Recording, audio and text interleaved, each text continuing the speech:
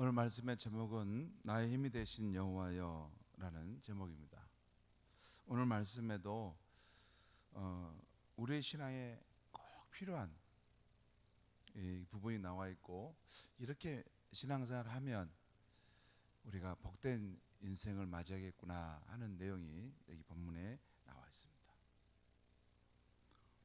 오늘 읽은 시편 18편은 시편 가운데서 참으로 아름다운 시이고 힘이 되는 시입니다. 영어 성경에 보면 I love you, Lord, my strength 이렇게 나옵니다. I love you, Lord. 우리 보통 우리 사랑하는 연인에게 내가 당신을 사랑합니다, I love you 그러잖아요. 그런데 천지의 주인이신 그 하나님에 대해서도 두려움이 없이 I love you, Lord, my strength. 나의 힘이 되신 여호와여, 내가 주를 사랑하나이다 라고 말하고 있습니다. 이 시는 제목에 나온 대로 믿음의 사람 다윗의 시입니다. 오늘 이 시를 읽고 가만히 묵상해 보면 몇 가지 특징이 있습니다. 여러분, 성경은 막 그냥 읽은 것이 아닙니다. 성경을 읽으시면 가만히 이렇게 읽어보면서 그 말씀의 흐름을 잠깐 보면서 하나님이 어떤 분인가, 하나님 우리에게 무엇을 말씀하시는가, 이렇게 훈련을 하면 참 성경은 정말 생명의 양식입니다. 오늘 저녁의 말씀도 제가 가만히 시편 18편을 제가 조용히 읽어보고 묵상하는 가운데 건져진 것만 정리해서 지금 말씀을 전하는 것입니다. 그리고 제가 바라기는 우리 성도님들도 이런 묵상가가 됐으면 참 좋겠다. 그리고 목사님 그런 길을 가고 싶습니다 하면 제가 거기까지 인도하겠습니다. 그래서 가면 좋은데, 자, 오늘 이 시를 읽고 묵상할 때 몇 가지 특징이 나오는데, 먼저는 믿음의 사람 다윗이 큰 환난을 당해서 매우 유급한 상황에 놓였음을 보여주고 있어요. 6절 상반절을 한번 보겠습니다. 6절 상반절에 내가 환난 중에서 여호와께 아뢰며 나의 하나님께 부르짖었더니, 여기 보면 환난 중에서 여호와께 아뢰다. 그러니까 다윗이 지금 환난을 당하고 있는 상황이죠. 그리고 하나님께 부르짖었다는 것이에요. 여러분, 뭐 다급하지 않는데도 막 부르짖습니까? 여러분, 그냥 평안한데도 막 부르짖습니까? 그런 사람은 좀 이렇게 헤드뱅뱅 그런 사람이죠. 부르짖는다는 것은 내가 절박하다는 거예요. 내가 위급하다는 거예요. 지금 나를 도와주지 않으면 내가 살 수 없다는 거예요. 그래서 부르짖은 거예요, 다윗이. 내가 환난 중에서 나의 하나님께 부르짖었다. 또 18절 상반절도 보겠습니다. 18절 상반절에 그들이 나의 재앙의 날에 내게 일어나서라. 그러니까 내가 지금 재앙의 날에 처했다는 거예요. 그런 상황에 또 원수들이 나를 넘어뜨리려고 계략을 꾸미고 달려들고 있다는 것입니다. 특별히 오늘 4절과 5절 말씀을 제가 한번 읽겠습니다. 4절과 5절 말씀. 사망의 줄이 나를 얽고 불의의 창수가 나를 두렵게 하였으며 수월의 줄이 나를 두르고 사망의 올무가 내게 이르렀도다. 말이 좀 어렵죠, 표현 방법이. 그러니까 지금 이 상황이, 여기 불의의 창수가 나를 두렵게 하였으며, 표준세 번역에 보면 파멸의 파도가 나를 덮쳤으며 라는 말이 있어요. 우리가 살다 보면 이게 나의 생명을 끊으려고 하는, 또 그 나를 파멸시키려고 하는 어떤 큰 힘이 나를 압도하는 것을 느낄 때가 있잖아요. 지금 그 상황입니다. 그리고 어떤 죽음의 이 덫이 내 앞에 놓여 있어서 지금 잘못 가면 패망하는 상황이 지금 앞에 있다는 거예요. 그 이야기를 하는 겁니다. 다윗의 행적을 기록한 사무엘상을 보면 실제로 다윗은 죽음 직전에까지 가는 상황이 수도 없이 많았습니다. 사울 왕 앞에서 수금을 탈 때, 그 앞에서 사울이 괴로워할 때 그의 심신을 회복하기 위해서 수금을 타는데 3번이나 사울 왕이 창을 던집니다. 그 던지는 창을 가까스로 피해갔어요. 그리고 사울 왕에게 다급하게 쫓기는 때도 참 많았습니다. 마치 고양이 앞에 쥐가 쫓기듯이 이렇게 숨가쁘게 쫓겨다녔어요. 그리고 블레셋 나라로 피신할 때는 자신의 정체가 탄로나 살기 위해서 미친 사람처럼 행동해야 했습니다. 그 외에도 참 많아요. 다윗은 참 믿음이 좋은 사람이었지만 그의 인생에는 이런 유급한 상황이 참 많았다는 것입니다. 여러분, 이 세상은 풍파가 많은 세상입니다. 우리가 하나님의 자녀이지만 이 세상 사는 동안 우리에게도 세상에서 일어나는 이 환난의 파도가 밀려오게 되어 있습니다. 경제가 어려우면 우리의 직장도 어려워집니다. 나라의 경제가 어려우면 우리 직장도 어려워지고, 나라의 취업 상황이 어려우면 우리 자녀들도 어려운 것입니다. 전 세계가 코로나로 이렇게 유행이, 그런 질병이 감염이 돌면 이 세상 사는데 우리도 그걸 피할 수가 없는 것입니다. 믿음의 사람이란 그러니까 풍파가 없는 세상에 사는 것이 아니라 풍파가 밀려오는 세상에서도 주님을 힘입어서 유유히 헤쳐나가는 것입니다. 여러분, 믿음의 삶은 풍파가 없는, 이게 온실 속에 있는 꽃처럼 사는 것을 말하는 게 아니에요. 그건 그런 세계는 없습니다. 온실 속에 이런 평온한 꽃처럼 사는 것은 나중에 천국에 가시면 되고, 이 세상은 그런 곳이 없어요. 그리고 나는 그렇게 사는 것을 그래도 원합니다 라고 하면 그건 그렇게 살 수도 없지만, 또 산다 하더라도 무의미한 삶입니다. 온실 속에 이 꽃처럼 자란 사람이 누구에게 인생의 교훈과 값진 말씀을 해주고 갈 것이 있겠습니까?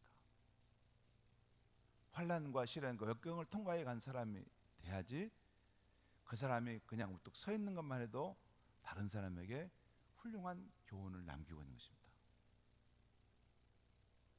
풍파가 많은 그런 세월을 거쳐서 믿음을 지켜온 그런 장로님이나 또 권사님이나 보면 참 아름다워요.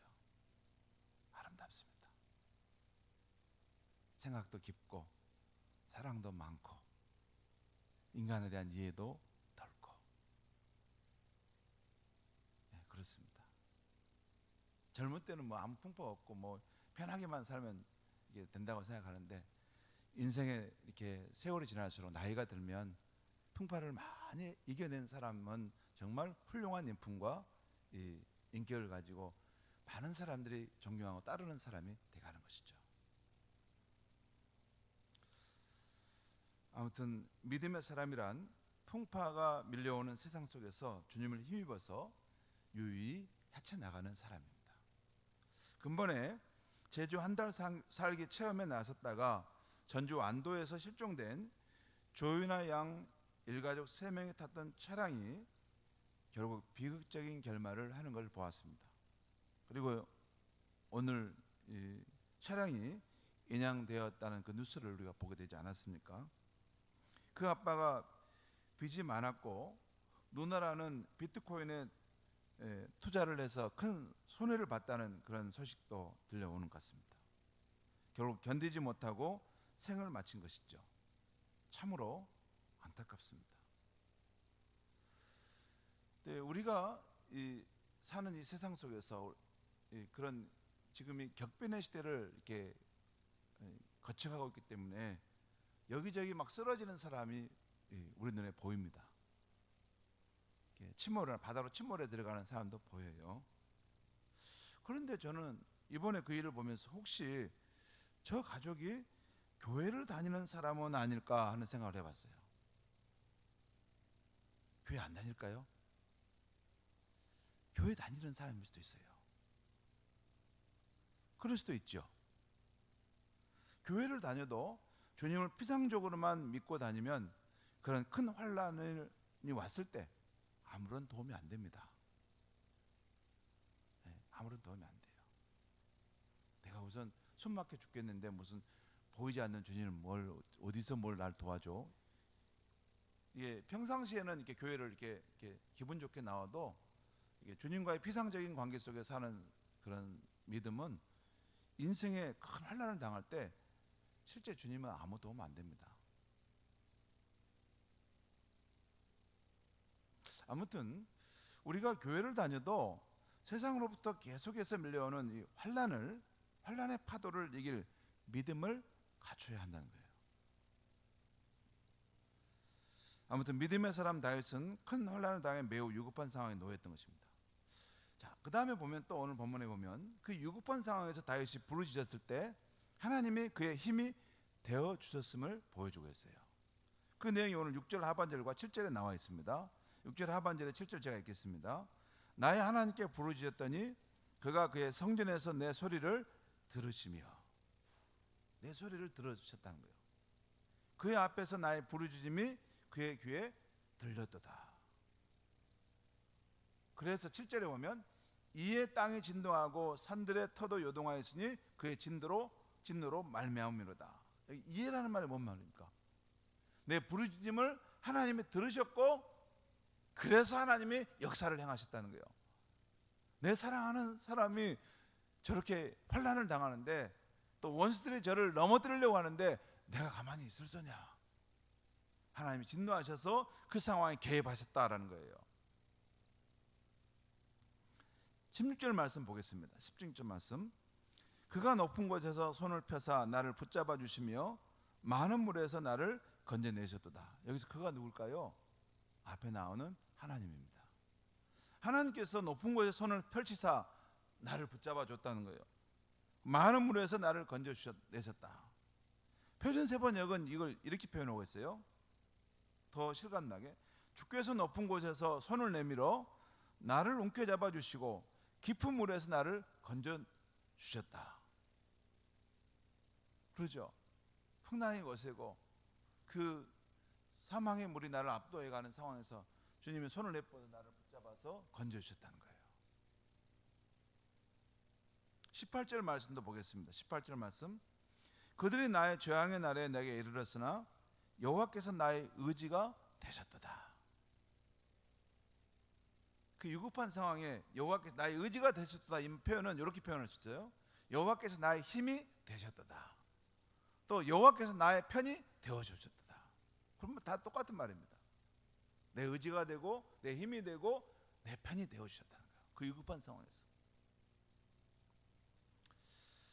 거치는 파도가 순간순간 밀려오는 이 세상에 살아갈 때 우리가 의지할 사람이 있다면 또 우리에게 힘이 될 사람이 있다면 참으로 든든할 것입니다. 성도 여러분, 여러분에게는 그런 분이 있으십니까? 그런 신앙의 멘토, 좋은 친구가 있습니까? 나는 그런 거 상관없어. 나는 나 혼자 난 잘 가면 돼. 그건 위험한 생각입니다. 그렇게 살면 계속 더 궁핍해집니다. 아닙니다.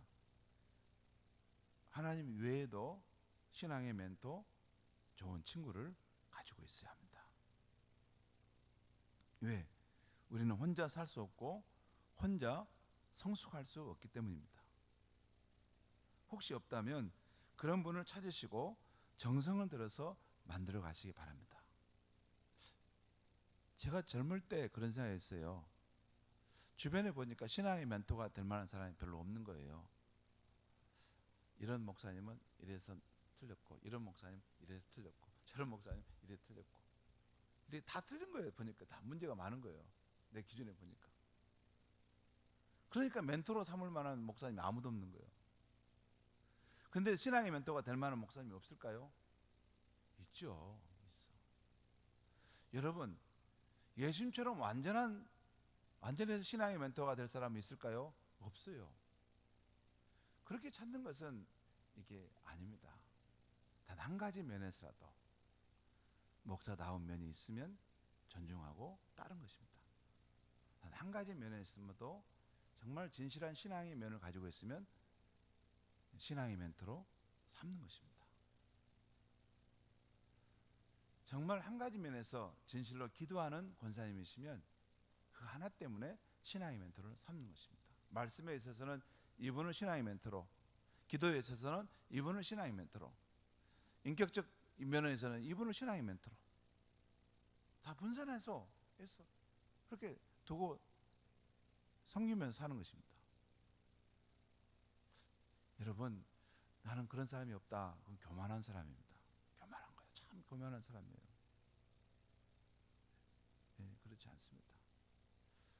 우리 주변에 정말 신앙의 멘토, 또 좋은 신앙의 친구들을 이렇게 잘 사귀고 또 정성을 들여 그 관계를 이렇게 세워가는 것이 중요합니다. 중요해요. 정말 중요합니다. 왜냐하면 그 관계성 속에서 내 영혼이 빚어져 가고 또 거울과 같은 나의 모습을 보게 되고 내가 성숙해 가기 때문에 그래요. 그리고 기준을 너무 높게 잡지 마시고, 예수님 같은 사람은 없습니다. 다 사람이 한 번씩 정신이 나갑니다. 이상한 사람 많습니다. 그리고 목사도 그런 사람도 많습니다. 그러니까 조금만 괜찮으면 저런 분은 신앙의 멘토로 내가 삼고 내 인생의 중요한 순간마다 겸손하게 가서 한 번씩 상담도 하고 물어야 되겠다. 그러면 유익함을 많이 얻습니다. 뿐만 아니라 천지의 주관자 되신 하나님이 나의 힘이요 내 방패가 되어 주신다면 그것은 더욱더 좋은 것이죠. 그건 당연한 것이죠. Of course 당연한 것입니다. 하나님이 나의 하나님이시라면 참으로 든든한 것이죠. 다윗은 그렇게 전능자 하나님이 그의 힘이 되어 주었던 것입니다. 그리고 그에게 또 신실한 요나단 같은 친구들이 있었던 것입니다. 그리고 사무엘과 같은 신앙의 멘토도 있었던 것입니다. 그래서 다윗이 나올 수 있었던 것입니다. 천상선하 유아독전 혼자 나올 수 없는 것입니다. 저 가끔 이렇게 노예에 가서 이렇게 무슨 모임들을 할 때가 있어요. 저는 정치에 대해서 별로 관심이 없습니다. 그래도 무슨 부서에 속해서 오라가면 가서 같이 협의합니다. 협의하면서 서로 자신을 비유화됩니다. 목사님들끼리 각자 자기 주장이 있으니까 나를 비우고 또 그 사람의 이야기를 경청하면서 서로 깎이면서 그 안에서 내가 성숙해 가는 것이죠. 그렇죠. 아무튼 우리가 인생의 길을 갈 때 늘 거칠은 파도가 오기 때문에 그 상황 속에서 우리가 의지할 신앙의 멘토, 좋은 친구를 정성을 들여 사귀어가는 것, 그 관계를 잘 세워가는 것, 정말 우리 인생을 풍요롭게 하고 아름답게 가는 길입니다. 그와 더불어 천지의 주관자이신 그 하나님을 정말 나의 힘, 나의 의지로 삼아가는 것은 물론 당연한 것이죠. 근데 다윗은 지금 그가 유급할 때 그의 힘이 될 수 있는 하나님을 알고 있다는 것입니다. 세 번째, 오늘 본문 또 세 번째 보면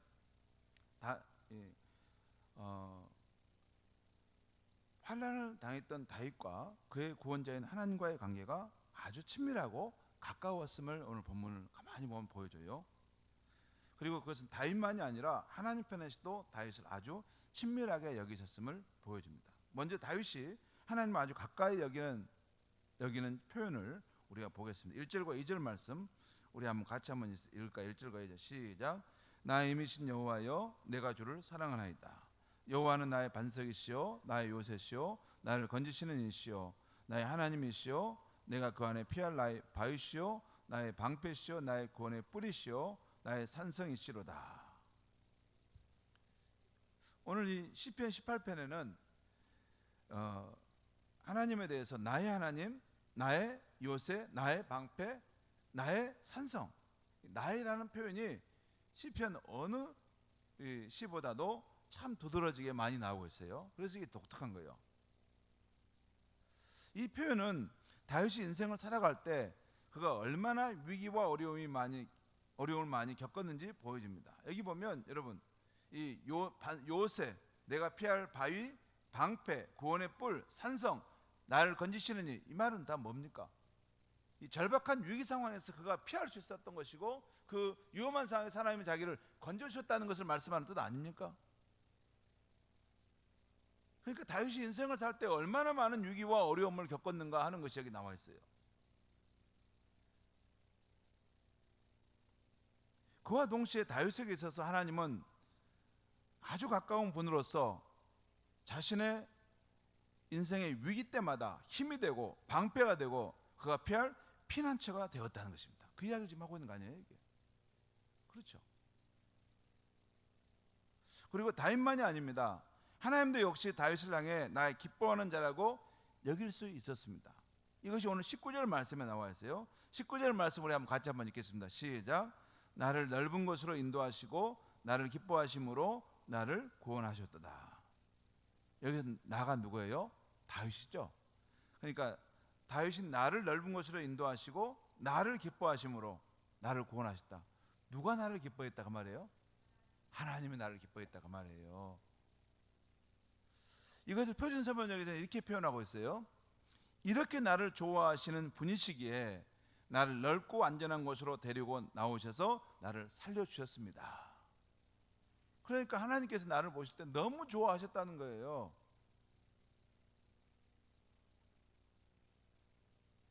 오늘 시편을 가만히 묵상해 보면 다윗이 큰 환난을 당할 때마다 하나님이 그의 힘이 되신 비결이 무엇인지 알 수 있게 됩니다. 바로 다윗과 하나님과의 관계가 이렇게 친밀하고 가까운 사이였고 하나님도 다윗을 좋아했다는 거예요. 실제 다른 성경 보면 사도행전 13장 22절에 보면 하나님이 다윗을 가리켜 그 사람은 나의 마음에 드는 사람이다. 그를 통해 나의 뜻을 이룰 것이다 라고 말씀합니다. 뿐만 아니라 이스라엘 역사가들도 다윗에 대해서 기록하기를 열왕기상 15장 5절에 보면 다윗은 언제나 여호와께서 보시기에 옳은 일을 했습니다. 다윗은 햇사람 우리아의 일 외에는 그의 평생에 하나님의 명령을 어긴 적이 없었습니다. 다윗도 하나님을 사랑했고 그리고 하나님도 다윗을 볼 때 내 좋은 사람, 내 마음의 기쁨이 되는 사람이라고 여기시면서 다윗과의 그 만남을 우정을 쌓아갔다는 것입니다. 여러분, 자 그러면 하나님 앞에 다윗이 어떤 삶을 살았기에 하나님은 환난을 당할 때마다 다윗이 의지할 힘이 되어 주었을까요? 한마디로 말하면 다윗은 늘 하나님과의 우정을 돈독히 쌓아갔던 사람입니다. 돈독히 쌓아갔어요. 그걸 어떻게 알 수 있냐? 오늘 6절에 보면 6절에 그런 말씀이 있죠. 내가 환난 중에 여호와께 아뢰며 나의 하나님께 부르짖었더니, 그러니까 부르짖는 거 여호와께 아뢰고 부르짖는 거 뭐냐? 기도하는 거죠. 그러니까 평소에 늘 하나님과 함께 이 영적으로 기도하는 삶 속에 있었기 때문에 그가 환난 가운데도 하나님 앞에 부르짖고 기도했다는 거예요. 여러분, 하나님과 별로 친하지 않으면 환난을 당할 때 하나님께 뭐 구하려고 하면 쭈뼛쭈뼛해집니다. 나 별로 내가 뭐 하나님과 친하지도 않은데 내가 기도를 어떻게 해도 되겠나? 이런 생각이 듭니다. 그런데 하나님과 친한 사람은 그 환난의 상황 속에서 하나님 날 살려달라고, 하나님 그럴 수 없지 않냐고, 하나님과 내가 어떤 관계인데 하나님이 어려운 상황에 있는 나를 하나님 도와주지 않으십니까? 나를 도와주세요. 시편을 다윗의 시편 보면 다 그런 이야기 아닙니까? 하나님은 내게 그런 분인데 이 절박한 상황에서 하나님 나를 도와주셔야 되지 않습니까? 그렇게 고백하는 거 아니에요? 항상 영적으로 기도하는 삶을 통해서 다윗은 하나님과의 우정을 쌓아가고 있었던 것입니다. 또한 3절에 내가 찬송받으실 여호와께 아뢰리니 라는 표현이 나와요. 하나님에 대해서 찬송한다는 거예요. 찬송. 여러분, 찬송이란 말을 국어사전에 찾아보면 어떻게 나와 있냐면요, 하나님의 은혜를 기리고 칭찬함 이런 뜻이에요. 그러니까 하나님의 은혜, 하나님의 선하심을 늘 생각하고 거기에 대해서 찬양하고 감사하는 거죠. 여러분, 찬송생활이 그거 아닙니까? 꼭 우리가 찬송을 부르면 더 확실하지만 우리 생활 속에서 항상 하나님이 내게 베푸신 은혜를 기리고 또 묵상하고 감사하고, 내가 살아가는 것은 하나님의 은혜입니다. 하나님 고마워요. 감사합니다. 감사해요 주님의 사랑, 감사해요 주님의 은혜. 목소리 높여 주님을 영원히 찬양해요. 나의 전부이신 나의 주님. 여러분 참 귀한 찬양이 있으면 꼭 여러분 할 수 있으면 좀 외워야 될 것 같아요. 저도 노력하려는데 찬양을 좀 좋은 찬양을 외워서 차를 타고 간다거나 또는 산책한다거나 혼자 있을 때 마음이 울적할 때 주님의 임재가 그리울 때 혼자 조용히 찬양해 보세요. 그 찬양은 하나님의 은혜를 기리고 감사하는 마음이 있어요. 여러분 수협에 와서 막 뜨겁게 찬양하고 은혜 받는 것도 중요해요. 찬양할 때. 근데 진정한 찬양은 생활 속에서 울적할 때, 외로울 때, 낙심이 될 때 찬양을 듣든지 또한 내가 찬양을 직접 하든지, 그러면 하나님이 들으시죠. 내가 울적하지만 내가 나를 힘입어서 그 상황을 이기려고 하는구나. 여러분 하나님을 여러분 어떤 분 너무 막 경외하고 너무 거룩한 분, 너무 높은 분으로 여기시는데 하나님을 너무 가볍게 여기는 것도 안 되지만 너무 그렇게 여기는 것도 이상합니다. 이렇게 하나님한테 무슨 쓸 때 주님 내가 사랑합니다 이런 표현을 하면 어려우신가 봐요. 근데 그렇지 않습니다. 하나님은 오히려 더 섭섭해 하십니다. 나는 인격을 가진 분이다. 사랑을 받기 원해서 사랑을 나누기 위해서 너를 창조했느라. 그래서 우리가 여러분 스바냐 3장 17절 말씀 나왔잖아요. 여호와 우리 가운데 너희 가운데 계신 여호와는 우리를 잠잠히 사랑하신대. 기쁨을 이기지 못하고 우리를 사랑하신다는 거예요. 근데 우리는 하나님을 대할 때마다 더 이렇게 너무너무 경건하고 너무너무 거룩하고 너무너무 막 그런 것에만 평생을 사로잡혀 살아요. 천국 가보세요. 그렇지 않습니다. 하나님 그렇지 않아요. 성경에 그 근본적인 흐름 속에 예수님이 오셔서 말씀하신 건 뭡니까? 너희 하늘에 계신 그 하나님을 아바 아버지라 부르라. 아바 아버지라 부르라. 아바 아버지라 부르라. 아빠 그렇게 부른다는 것입니다. 여러분 내가 믿는 대로 그렇게 살아갑니다. 근데 성경이 분명히 말하는 것은 예수께서 오셔서 하나님을 너는 부를 때 아바 아버지라 부르라. 그렇게 부를 수 있는 분이 그 하나님이시다. 그렇게 하나님을 부르고 찬양하면서 나아갈 때 하나님이 우리를 향해서 이렇게 그 우정이 우리를 향한 우정이 더 깊어져 가고 쌓아져 가는 거죠. 뿐만 아니라 자 하나님 앞에 늘 영적으로 기도하고 또 하나님을 찬양하는 삶을 살고, 그 다음에 오늘 20절 22절에 이런 말씀이 있어요. 20절 22절 제가 읽겠습니다. 여호와께서 내 의를 따라 상을 주시며 내 손의 깨끗함을 따라 내게 갚으셨으니 이는 내가 여호와의 도를 지키고 악하게 내 하나님을 떠나지 아니하였으며 그 모든 규례가 내 앞에 있고 내게서 그 율법을 율례를 버리지 아니하였음이로다. 이 말씀은 무슨 말씀입니까? 다윗이 하나님을 말씀을 가까이 하고 하나님의 말씀을 내 삶의 기준으로 삼아 살았다는 거예요. 그렇죠? 그 말씀 아니에요? 내가 그 말씀을 떠나지 않았다. 항상 하나님의 말씀이 내 삶의 지도와 방향타가 됐다는 거예요. 성도 여러분, 자 그래서 이제 영적으로 기도하고 찬송하는 삶이 있고 또한 하나님의 말씀을 내 삶의 기준으로 삼았다는 거. 뭐 오늘로 말하면 더 중요한 거 한 가지 있는, 내가 그 하나님의 이름을 이웃에게 복음을 전하면서 나타나는 것도 하나님과의 우정을 더 쌓아가는 것이 되겠죠. 됩니다. 성도 여러분, 두 인격 사이에 우정이 지속되려면 가장 중요한 것이 무엇일까요? 제가 많이 생각해 봤어요. 두 인격체 사이에 우정이 지속되려면 가장 중요한 것이 뭘까? 뭘까요? 한번 누가 한번 말해 보시죠. 예? 아, 믿고 신뢰하는 거. 우리 어떻게 딱 맞춰버렸죠? 예, 맞습니다. 이 우정이 지속되려면 그걸 다르게 말하면 신의를 신의가 있어야 된다는 거죠. 신의를 지켜야 된다는 거예요. 신이란 말이 국어 사전에 보면 믿음과 의리를 아우러 이루는 말을 신이라고 그래요. 그러니까 우정이 시작되려면 신의를 지켜야 되는 거예요. 근데 여러분, 그래서 믿음과 의리를 지켜야 된다는 것인데, 의리란 말도 어려워요. 여러분, 의리란 말이 뭡니까? 근데 의리란 말을 다시 한번 국어 사전에 찾아보니까 이런 뜻이 있어요. 의리, 사랑과의 관계에서 마땅히 지켜야 할 바른 도리. 이게 의리라는 거예요. 그러니까 여러분, 선후배, 친구, 부부간에 좋은 관계가 유지되려면 마땅히 지켜야 될 도리가 있죠.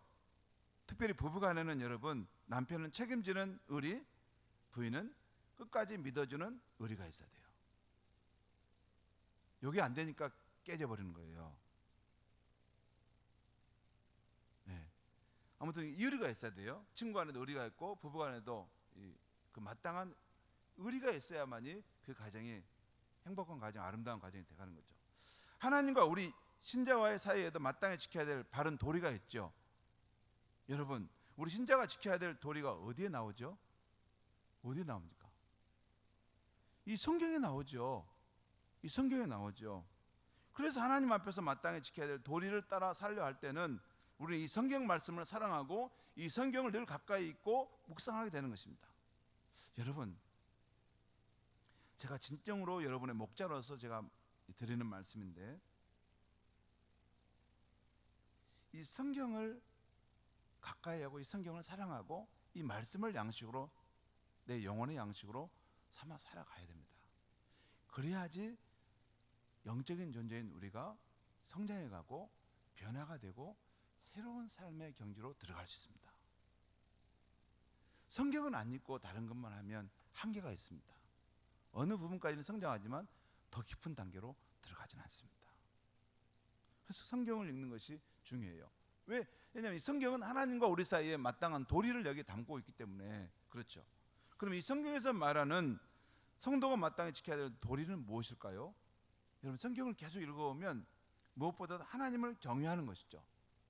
하나님을 하나님답게 인정하는 거예요. 그렇죠.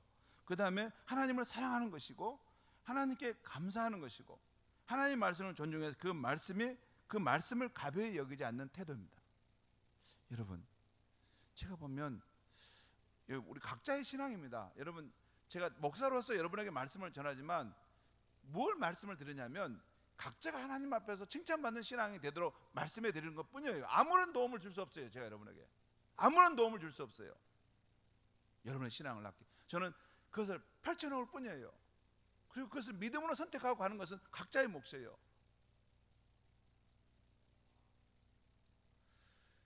그런데 이 하나님의 말씀을 이렇게 전해주고 선포하잖아요. 근데 그 말씀을 가벼이 여길 때가 있어요. 그러면 하나님의 복된 삶을 누리기 어려워요. 왜냐하면 하나님이 마땅히 행할 도리를 여기에 남겨뒀는데 이 말씀을 가벼이 여기는데 어떻게 하나님과의 관계가, 우정이 돈독히 될 수 있겠어요? 그러지 않겠습니까? 늘 이렇게 서로 만나고 웃고 반가운 것처럼 하는데 실제 가면, 나중에 가면 그 말씀은 다 잊어버리고 자기 방식대로 살아가면 그게 피상적으로는 만나지만 관계가 어찌 깊어질 수 있겠습니까? 다윗이 왜 하나님이 그렇게 사랑하셨을까요? 다윗은 오늘 말씀대로 하나님의 말씀을 자기 삶의 기준으로 따라 살고 그 말씀을 따라 살려고 그렇게 애썼다는 거예요. 그건 하나님을 경외하고 하나님을 진정으로 사랑하는 마음이 있을 때 그게 가능한 것입니다. 성경을 가까이 하고 성경을 말씀을 따라 살려고 하는 그 모습은 절대 율법적이지 않습니다. 그래서 하나님을 사랑하는 마음, 하나님을 경외하는 마음을 있기 때문에 그런 삶을 시작하는 거예요. 여러분, 하나님을 경외하시고 하나님 진정으로 사랑하신다면 말씀으로 하지 마시고 실제 성경을 늘 가까이 하시고 성경 말씀 속에서 하나님의 뜻을 늘 찾고 그 말씀을 존중하며 살아가는 저와 여러분이 되길 바랍니다. 여러분, 그렇게 살면서 하나님을 경외하면 환난을 당할 때 우리는 얼마든지 나의 하나님, 나를 도와주십시오라고 당당하게 구할 수 있는 것입니다. 오늘 다윗이 그 모습이에요. 그럴 때 우리는 진정으로 하나님이 나의 힘, 나의 방패, 나의 하나님이 되시는 것을 계속해서 경험해 가는 것입니다. 세월이 지날수록 점점 더 하나님과 관계가 더 친밀해지고 더 가까워져 가겠죠. 그것이 바로 우리가 성장해야 될 신앙의 길인 것입니다. 하나님과의 우정, 하나님과의 신이 더 깊어져 가고 더 돈독해져 가는 것. 여러분, 다른 것을 말씀대에 들을 수 있지만 이것이 궁극적으로 마지막에 가서 웃을 수 있는 신앙의 길입니다. 누가 더 하나님과의 우정, 하나님과의 신의가 더 돈독해지고 깊어져 갔느냐 하는 거예요. 거기에 인생의 승패가 좌우되고 우리의 후손들의 삶의 축복도 좌우된다고 보면 되는 것입니다. 성도 여러분, 오늘 다윗이 처한 이 상황과 다윗의 이 간절한 마음은 바로 이 격변의 시대를 살아가는 우리가 처한 상황과 우리의 마음과 동일하다고 할 수 있습니다. 우리 시대가 정말 격변의 시대입니다. 어제도 제가 매산고등학교 가서 채플 시간에 말씀을 선생님들에게 전하게 됐는데 지금은 격변의 시대입니다. 한치 앞을 예상할 수 없을 만큼 복잡다단하고 고도화되는 시대 속에 살고 있어요. 그리고 세상의 파도는 더 높아져 갈 수 있습니다. 그런다 할지라도 여러분, 우리가 하나님을 힘있는 한 우리는 세상을 얼마든지 이길 수 있고 누구보다도 당당하게 살아가게 될 줄 믿습니다. 오늘 31절에서 다윗은 여호와 외에 누가 나의 하나님이며 우리 하나님 외에 누가 나의 반석이랴 하고 행복하게 담대하게 확신에 찬 선언을 하고 있어요. 다윗이 그렇게 하고 있어요. 여호와 외에 누가 나의 하나님이며 우리 하나님 외에 누가 나의 반석이냐. 그런 분은 없다는 거예요. 하나님만이 나의 하나님이며 나의 피난처시며 나의 방패며 나의 힘이시다고 고백하고 있는 것입니다. 바라기는 우리 또한 세월이 흘러갈수록 하나님과의 우정, 신의가 더욱 두터워져서 하나님을 나의 힘, 나의 방패, 나의 하나님이라고 고백하더라도 전혀 부끄럽지 않을 수 있는 저와 여러분의 믿음의 삶이 되기를 바랍니다. 기도하겠습니다. 하나님 아버지, 오늘 밤에 주신 말씀을 붙들고 함께 기도합니다. 하나님, 정말 하나님은 우리의 힘이 되시고 방패가 되시고 환난 날에 만날 큰 도움이 되신 줄 믿습니다. 오늘 다윗이 만났던 그 하나님이 예수 그리스도 안에서 우리에게 찾아오신 하나님 아버지인 줄 믿습니다. 오늘 밤에 우리가 함께 기도할 때, 또 우리가 생활 속에 살아갈 때 그 하나님 앞에서 영적으로 늘 기도하고 또 찬송하며 그 하나님의 말씀을 따라 살아감으로 하나님과의 우정과 신의가 세월이 지날수록 더욱더 깊어져 감으로 어떠한 삶의 환경을 만나더라도 하나님이 나의 능력이시고 나의 힘이시니 나는 두려웠지 않다라고 선언할 수 있는 진정한 믿음의 사람들이 다 되어갈 수 있게 하여 주시옵소서. 예수님의 이름으로 기도하옵나이다. 아멘. 주신 말씀 기억하고